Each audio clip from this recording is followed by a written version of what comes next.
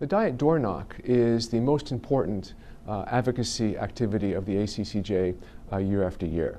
We've conducted it now for over 20 years. We provide opportunities for ACCJ members to meet face-to-face with members of the Japanese Diet and other important policymakers from the Japanese government to talk about the issues of core importance to Japan's economy, but also to our member companies and their industries. This year, we met with 37 interlocutors, and we included dozens and dozens of ACCJ members in these meetings.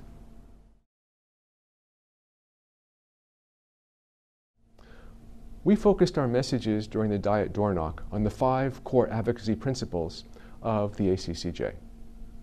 These 5 advocacy principles really drive all of our communications, both here with Japanese government interlocutors, but also in the United States when we have the opportunity to meet with American members of Congress, USTR, and other representatives of the U.S. administration.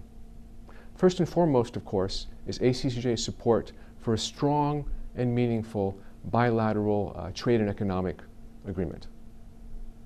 We look for Japan to continue exerting its leadership role in the Indo-Pacific region, hand in hand with the United States, to ensure that all companies from all countries have equal access to the tremendous market opportunities, both here in Japan, but also elsewhere in the region. And this really informs all that we do. We approach this from the position of a partner of Japan, not as an entity or organization that's seeking to press Japan to do something that's not in its interests. We truly believe in the win-win approach because we truly believe that if Japan wins, U.S. businesses will win as well. And this gives the DDK, the Diet Doorknock, really influence and respect on the part of our Japanese government partners. And typically, when ACCJ calls, if they can fit it in their schedules, they're more than happy to meet with us.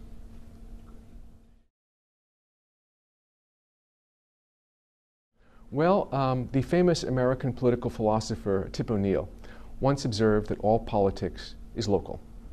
And that's just as true in Japan as it is in the United States. So each Diet member, of course, has his or her own interests, often driven by his or her own constituents in their electoral district. So for example, when we meet with Diet members, say, from Osaka or from Kyoto, we immediately have a strong common interest around the issues of tourism and travel. Prime Minister Abe's goal to get 40 million foreign tourists to Japan is something that particularly is of interest to people and politicians from outside of Tokyo. As we all know, there's so many wonderful attractions for foreign tourists here. And there's so many great American companies that are ready to offer the services and the goods that would appeal to tourism, the tourism industry here in Japan. So one of the secrets to our success, of course, is to understand the interests of the Diet members or of our interlocutors from the Japanese government and come offering ideas that move us forward both together, focusing on the win-win, focusing on how we can work together to improve the lives of a politician's constituents and the people of Japan and improve business opportunities for American companies here. And that's really the secret of the success of our advocacy efforts in the Diet Doorknock.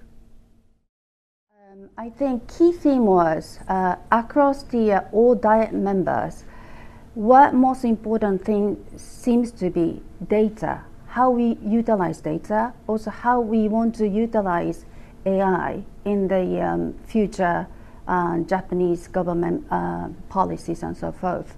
So which means though, I thought it touches upon everything what we do.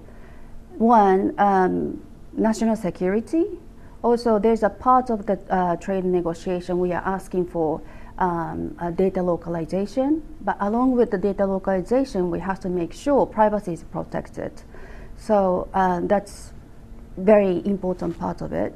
Also, in the health and retirement pillar, also we are talking about how to utilize data more efficiently to come up with an innovation. That applies for work style reform as well. So I think that's the very, across the industry, same thing. So we are working on the pillars, but this is the integral part of the pillar approach.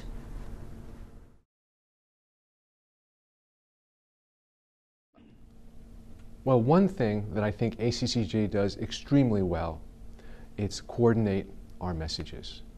The 5 advocacy principles that we have both drive our messaging with Diet members here and with our Japanese government partners. We meet with them through the DDK, and they also form the core of our advocacy efforts in Washington, D.C. with the American Congress and also with USTR and other representatives of the U.S. administration. And staying on message, I think, is really important, but also just as important is understanding the interests of the people we're meeting with and showing them the ways in which our interests actually conjoin and are common, and approaching the entire endeavor from the position of partnering rather than of pressuring.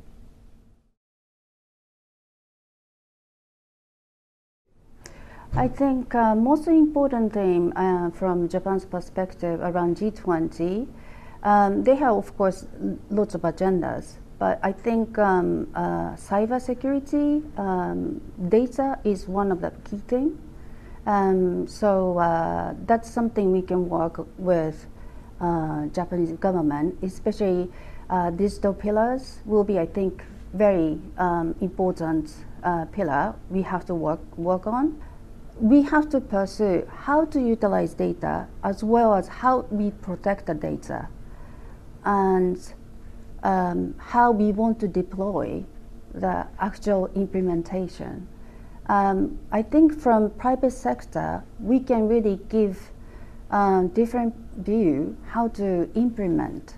So we want to have very two-way dialogue with Japanese government. I think that will be the key. And I have to say, I am quite impressed with the ACCJ members' knowledge, very deep knowledge in each segment. So if we can kind of integrate and then come up with the more tangible solution to give the input to Japanese government, it's really powerful. Well, with Japan slated to host the G20 in the near future, we're really looking to Japan to continue to exert its leadership in the Indo-Pacific region, in coordinating a wide variety of stakeholders to ensure that the entire region, with the United States included, moves closer to truly fair and free trade among the regional members, and also that American businesses have equal access to the tremendous investment and growth opportunities that Japan and the entire region offers.